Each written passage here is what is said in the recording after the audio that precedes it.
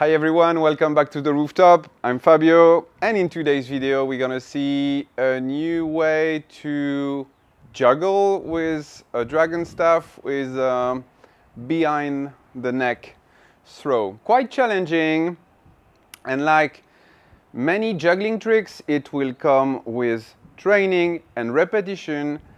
I don't have it clean. I don't have it as clean as I would like it to be because I've not spent the hours I need to spend to have it clean and to extend the distance between the hand that will throw my dragon and where it will land. Juggling behind the neck throw with a dragon staff. Here we go. Behind the neck throw with a dragon staff is quite simple. It will be consisting in throwing your dragon from your left hand, for example, behind your neck and land on your right one. And the challenge is there is a moment you don't see your dragon. It's a kind of a blind throw, and we will see a few subtleties that will help you to nail this behind the neck throw. First, you're gonna learn the move nearly without a throw, with a transfer, to have the mechanic of it. Ooh.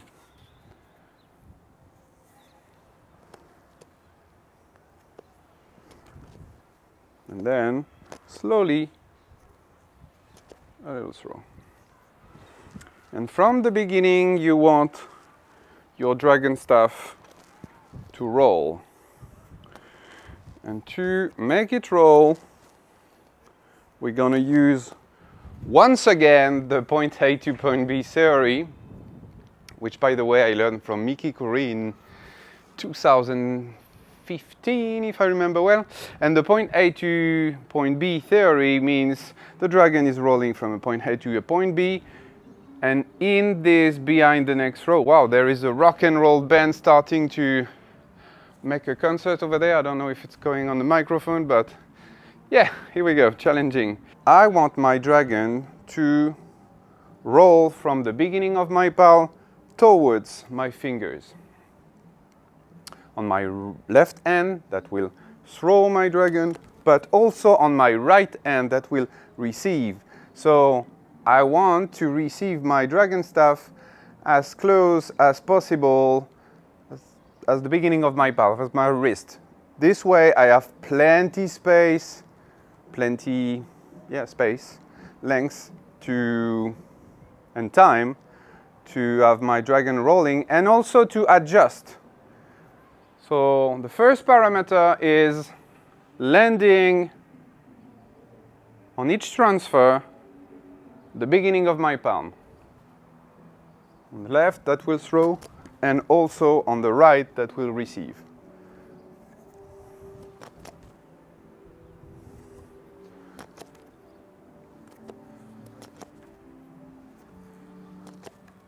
Second advice, palm wide open. More surface, more control.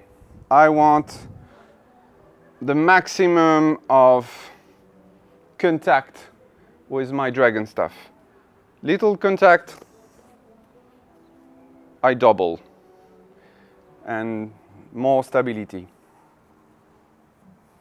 Palm wide open. Ooh.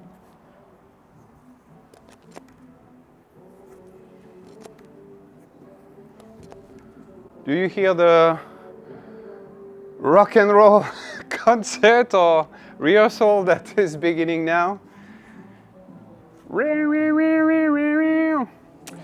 Wow.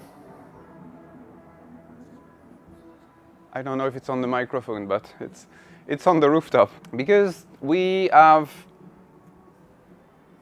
a rotational spin in an horizontal plane,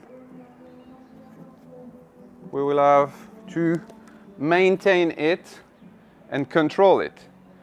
Maintain it means I want to be on this part, a little bit on this part of my dragon to increase a little bit, to give a little bit of horizontal, rotational inertia each time.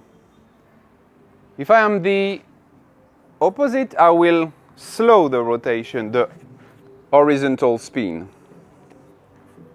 If I am on this side, I want to give a little bit of energy to maintain the rotation, this horizontal spin, and not too much, not to increase. If, for example, I give too much energy, which means I will, on my right side, land here. You'll see what happened. And it's dangerous. Here, my head will come directly in my head. And this is where I should say, this trick can be dangerous.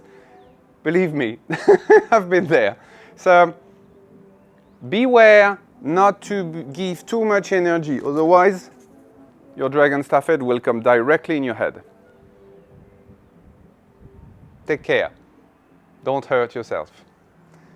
So begin by throwing by being centered with your hand and landing centered as much as possible. And the ideal position is to give a little bit of energy, and which means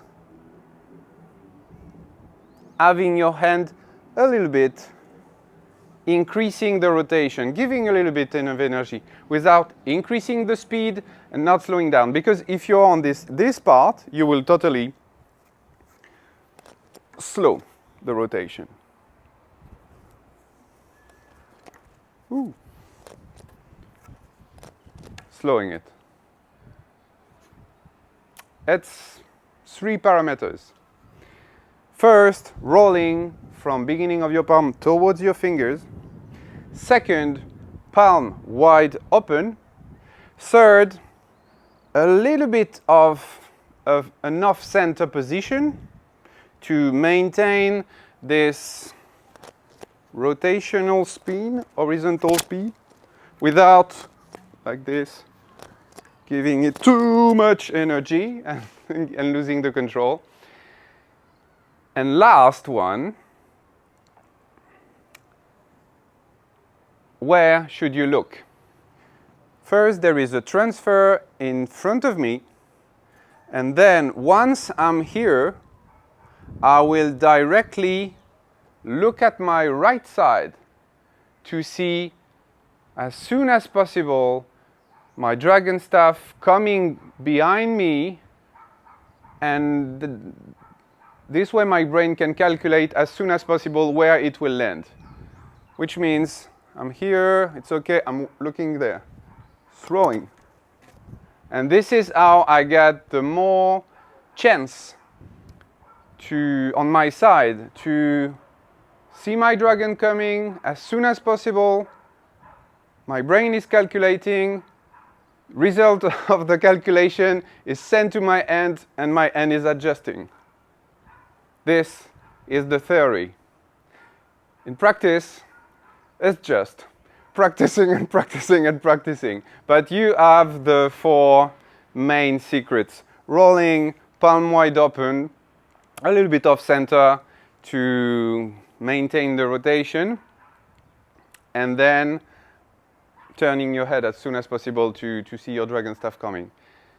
And finally, I found out that if I was beginning to put my eyes towards the floor, instead of having a rotational spin, I'm beginning to have this kind of spin, which is more vertical. It's not bad, but it seems to me that I should look at the horizon to keep my dragon staff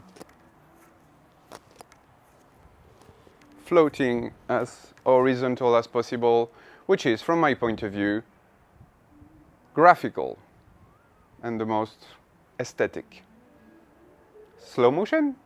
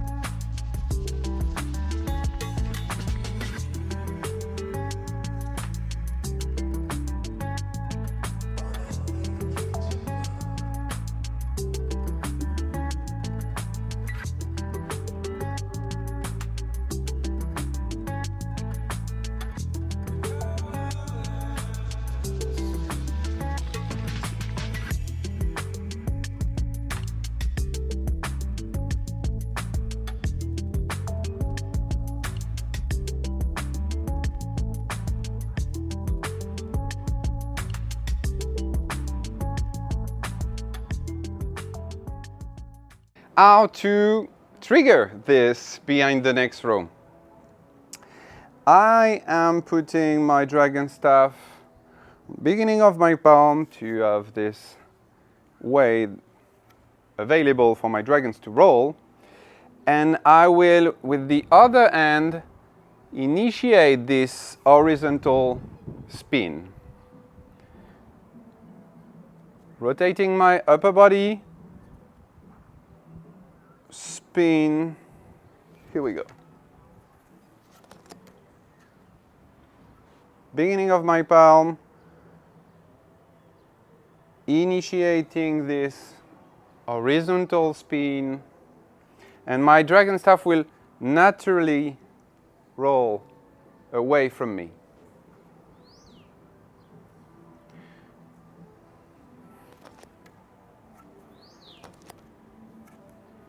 Whew. In a flow, I have to say I'm not comfortable yet to really incorporate it in a flow, but I would go, yeah, like this. Woo! Too much energy. In a flow. Yeah, like this.